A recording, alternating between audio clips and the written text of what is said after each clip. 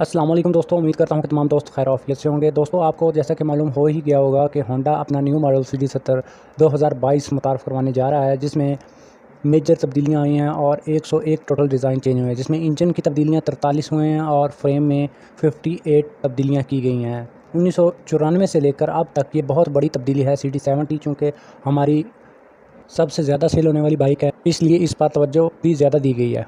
सबसे major changings इसमें performance, durability और सर्विसबिलिटी की है। इसकी मेंटेनेंस जो है वो कम है, ड्यूरेबिलिटी ज़्यादा है और परफॉर्मेंस जो है वो भी पहले से इंक्रीज़ की गई है। और इसकी परफॉर्मेंस पर सबसे ज़्यादा ज़ोर दिया गया है, तो चूँकि ये बाइक डेली रोज़मर्रा काम के इस्तेमाल में आती है। दोस्तों, जो इंजन की 43 तब्दीलियाँ मैंने आपको बताई थी वो इधर मेंशन है, आप रीड भी कर सकते हैं। Washer, cover, cylinder, bolt, seat valve, inject valve, बाकी सारी तो बताई नहीं जा सकती, आप पढ़ लें और आपको पता चल मैकेनिक हज़रात जो हैं उनको ख़ास तौर पे मालूम हो जाएगा कि किस किस जगह पे कौन कौन सी तब्दीली की गई है। इसका मुकम्मल डायाग्राम जो इंजन का था वो उसको बदल दिया गया है और इसकी जो गरारी वगैरह जहाँ पर एडजस्ट होती थी वो सारी चीज़ें थोड़ी मुख्तलिफ कर दी गई हैं और इसमें तब्दीलियाँ आ चुकी हैं। इन तब्दीलियों का मकसद ये है कि मोटरसाइकिल का इंजन ज़्यादा अच्छे तरीके से वर्क कर सके और ऑयल की जो कंजम्पशन है, जो ऑयल इसमें जाता है गाड़ियों में, वो ऑयल ज़्यादा से ज़्यादा जा सके।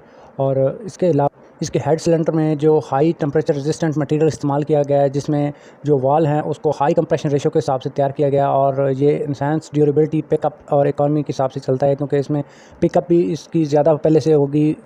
क्योंकि पहली वाली बाइक्स जो हैं वो बहुत देर से अपनी मोशन पकड़ती थी, लेकिन ये बाइक जो 2022 मॉडल है ये जल्दी अपना टॉप स्पीड में आ जाएगी। और इकॉनमी के हिसाब से ये है कि इसकी जो फ्यूल कंजप्शन है वो भी कम होगी पहले से। पहले वाली बाइक्स में हेड सिलेंडर में लोहा इस्तेमाल हुआ था, लेकिन अब जो बाइक 2022 मॉडल आएगी इसमें मुकम्मल एलुमिनियम का हेड होगा और एलुमिनियम का ही सिलेंडर होगा। इसकी हायर सीसी टेक्नोलॉजी, जो हायर सीसी सिलेंडर में टेक्नोलॉजी है वो ये है कि एलुमिनियम कवर कोटेड स्लीव है और इम्प्रूव कूलिंग, इसके जो पर हैं ऊपर वो बड़े बनाए गए हैं, जिसकी वजह से इसकी कूलिंग बेहतर होगी, बेटर परफॉर्मेंस अच्छी होगी।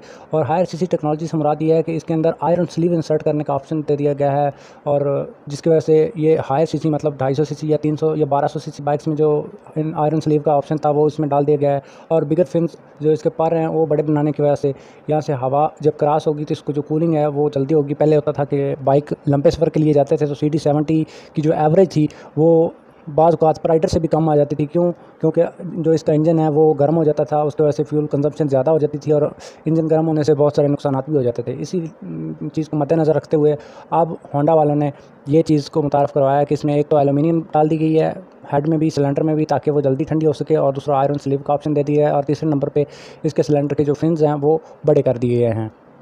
चूँकि होंडा CD70 पाकिस्तान में सबसे ज़्यादा इस्तेमाल होने वाली बाइक है, इसीलिए होंडा के मौजूदा ऑनर साकिब शिराज़ी साहब के कहने पर होंडा की पूरी टीम ने वर्क करते हुए इस काम को पाए तकमील तक पहुँचाया है। दोस्तों, कवर हेड के कम्बिनेशन में जो पहले इसकी ये सिलाइयाँ डली होती थी, इसमें मोर स्ट्रेंथ, मोर थिकनेस आ गई है, क्योंकि पहले 7 mm की नहीं होती थी, पहले ये 4 mm की होती थी। और बिगर फिन्स हैं इसकी, जो कूलिंग के वाले से नट कैप जो है वो एक होती थी, अभी ये चारों के चारों सीलिंग वाशर लगा दी गई हैं, जिसकी वजह से उसके ऊपर नट कैप है और जिसकी वजह से कोई लीकेज वगैरह का कोई खदशा इसमें नहीं है।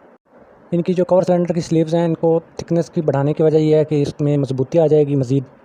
दोस्तों, इसके पिस्टन में भी तब्दीलियाँ की गई हैं, जिसकी वजह से इसमें हाई परफॉर्मेंस डिज़ाइन मुतारफ़ करवाने को जा रहे हैं और लो फ्रिक्शन और इसमें वाइब्रेशंस कम होगी पहले से। पहले वाले जो CD आते थे उनके जो पिस्टन रिंग्स होते थे उन वो पतले होते थे, जिसकी वजह से उसमें फ्रिक्शंस वगैरह, उसमें वाइब्रेशंस वगैरह आती थी, जिसकी वजह से पूरी बाइक को प्रॉब्लम होती थी और हर चीज़ जिसको कहते हैं कि खचक जाती थी, वही हाल हो जाता। लेकिन अभी जो है इसके रिंग्स, उनकी जो थिकनेस है उसको भी बढ़ाया गया है, जिसकी वजह से ये पिस्टन अभी वाइब्रेशंस कम करेगा। दोस्तों, अब आ जाते हैं रिंग्स की तरफ। तो इसमें भी वही चीज़ है, जो फर्स्ट रिंग है उसमें क्रोमियम नाइट्राइड की कोटिंग की गई है और सेकंड रिंग में हार्ड क्रोम की कोटिंग की गई है। और ऑयल रिंग जो तीसरे नंबर पर आता है, ऑयल रिंग IP251, उसमें भी क्रोमियम नाइट्राइड की कोटिंग की गई है, जिसकी वजह से जो वाइब्रेशन हैं उनको कम किया गया, लो फ्रिक्शन और capability with high compression ratio, जो कंप्रेशन की रेशो होती है उसको बर्दाश्त करने की सलाहियत भी इनमें आ गई है कोटिंग करने की वजह से और थिकनेस बढ़ाने की वजह से। दोस्तों, देखने में ये तब्दीलियाँ कोई इतनी बड़ी आपको नज़र नहीं आ रही होंगी, लेकिन जब बंदा बाइक यूज़ करता है तब बंदे को पता चलता है कि ये छोटी-छोटी तब्दीलियाँ कितना ज़्यादा असर डालती हैं बाइक के एक राइडर को। एक राइडर को जब लो फ्रिक्शन मिलेगी तो वो अच्छी तरह राइड कर सकेगा, कैपेबिलिटी विद कंप्रेशन रेशियो उसको ज़्यादा मिलेगी तो उसको वो पिक ज़्यादा पकड़ेगी बाइक, तो उसको ज़्यादा अच्छा फील कराएगी बाइक। इसके अलावा आ जाते हैं कार्बोरेटर की तरफ। तो कार्बोरेटर जो है वो न्यू डिज़ाइन का आ चुका है, जिसमें 5P1A LC 17 की टेक्नोलॉजी इस्तेमाल की गई है। और मोस्ट रिस्पांस मतलब ये पहले से ज़्यादा पिक के लिए बहुत ज़्यादा अच्छा है, पहले से ज़्यादा अच्छी पिक होगी। और थ्रॉटल एनहांस्ड फ्यूल इकोनॉमी की स्पीड, जो इसकी फ्यूल कंजप्शन है वो भी कम होगी। और कैपेबल विद न्यू डिज़ाइन, और इसका डिज़ाइन जो है वो पहले से बेहतर किया गया है। जो पहले CD70 में कार्बोरेटर आते थे और जो अब आया है, इसमें काफ़ी ज़्यादा फ़र्क है। और इसकी जो सेटिंग है उसमें भी काफ़ी फ़र्क है। जो इसकी सेटिंग है वो आपके शोरूम्स पर हम आएंगे और आके आपको बताएंगे कि इसकी सेटिंग, आपके मैकेनिक्स को बाकायदा इस चीज़ की तालीम देंगे कि इसकी सेटिंग कैसे करनी है। इसके बाद आ जाती है क्लच असम्बली की बारी। तो क्लच असम्बली जो है वो भी न्यू डिज़ाइन है। क्लच असम्बली का इन्हांस्ड परफॉर्मेंस और गेयर शिफ्टिंग के लिहाज से ये बेहतर है, क्योंकि इसमें ये चौथे या पाँचवें नंबर पर एक और प्लेट इंसर्ट की गई है, जिसकी वजह से ये स्प्रिंग उसमें लगाए गए हैं, ताकि जो इसकी पिक है, जो इस बैक साइड पे जो ये क्लच छोड़ते थे तो उसमें झटका वगैरह लेती थी, वो अब नहीं आएगा। वो क्लच जो परफॉर्मेंस थी वो भी अच्छी कर दी गई है। अब अगर यकदम क्लच छोड़ने पर भी आपकी जो बाइक है वो यकदम जंप वगैरह जो है वो नहीं लेगी, लेकिन इसकी वजह से ये नहीं कि इसकी पिक में कोई फ़र्क पड़ेगा। इसकी पिक वैसी की वैसी रहेगी, बल्कि उससे भी ज़्यादा हो गई है, पहले से भी ज़्यादा। अब जो इसके बाल बैरिंग है, इसमें भी स्पेशल किस्म का मटेरियल इस्तेमाल किया गया है, जिसमें स्टैटिक लोड 7,880 न्यूटन और डायनेमिक लोड 15,940 न्यूटन है। और इम्प्रूव डिज़ाइन है, हायर लोड बैरिंग कैपेसिटी है अकॉर्डिंग टू न्यू डिज़ाइन। जो कि नए डिज़ाइन आ रहे हैं उसमें एक तो ये CD70 असल में इस्तेमाल हो रही है देहात वगैरह में, तो लोड वगैरह ज़्यादा इस्तेमाल होता है उधर। इंजन के हवाले से जो 43 चेंजेस थे वो यहाँ तक ख़त्म हो जाते हैं। अभी आ जाते हैं फ्रेम की तरफ। तो फ्रेम में जो डिज़ाइन में तब्दीलियाँ आई हैं वो आपके सामने हैं। फ्रेम की तकरीबन सारी तब्दीलियाँ आपके सामने नज़र आ रही होंगी। Tail light, winker assembly, cooler bracket और कवर, फ्रेम बॉडी, सीट के वाले से। सबसे पहले सीट से शुरू करते हैं कि इसकी सीट में क्या क्या तब्दीलियाँ की गई हैं और आपको बताते हैं।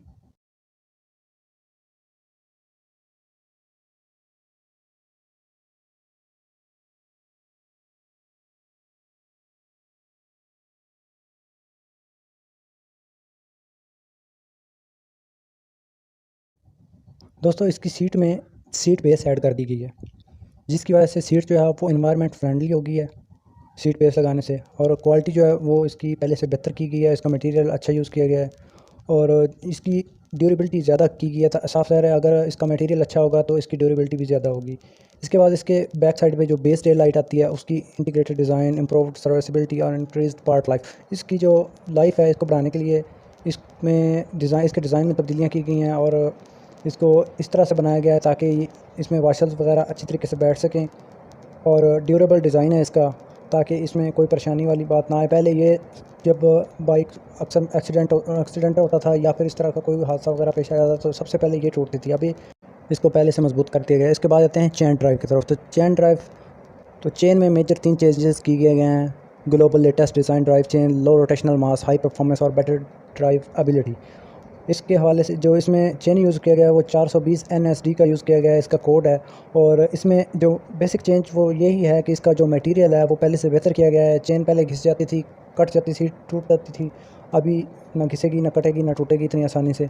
जो इसका ग्लोबल लेटेस्ट डिज़ाइन है वही आपको दिया जा रहा है और लो रोटेशनल मास है। इसके बाद आ जाते हैं स्प्रिंग और रेयर कुशन की बारी। रेयर कुशन यानी कि पिछले जो शाख होते हैं, तो इनको इम्प्रूव्ड इसका मटेरियल भी अच्छा किया गया और कंफर्टेबल राइड क्यों। और इसके स्प्रिंग जो है उसकी स्ट्रेंथ में इजाफा किया गया है। साफ ज़ाहिर है, अगर मटेरियल इसका अच्छा होगा तो इसकी स्ट्रेंथ में इजाफा होगा। और परफॉर्मेंस जो है उसमें लो फ्रिक्शन है और हाई परफॉर्मेंस डिज़ाइन है। हमारे पास मशीन्स होती हैं जिसकी वजह से हम मेजर करते हैं। तो ये जो डायग्राम आपको नज़र आया, इसमें जो ब्लू लाइन है ये पहले वाले जो बाइक है 2021, 2020 और इससे पीछे वाले उनकी लाइन है। और जो रेड लाइन है वो 2022 मॉडल की है। मतलब कि 22 मॉडल की लाइन जो ऊपर आ रही है तो ये तकरीबन 60% ऊपर आ रही है लो फ्रिक्शन के हवाले से और हाई परफॉर्मेंस के हवाले से। ओवरऑल जो इसकी रेशियो आ रही है वो 60% आ रही है कि 60% हमने इंक्रीज़ कर लिया है पावर में भी, टॉर्क में भी और फ्यूल इकोनॉमी के लिहाज से भी। हर लिहाज से हमने पहले से ज़्यादा बेहतर हैं।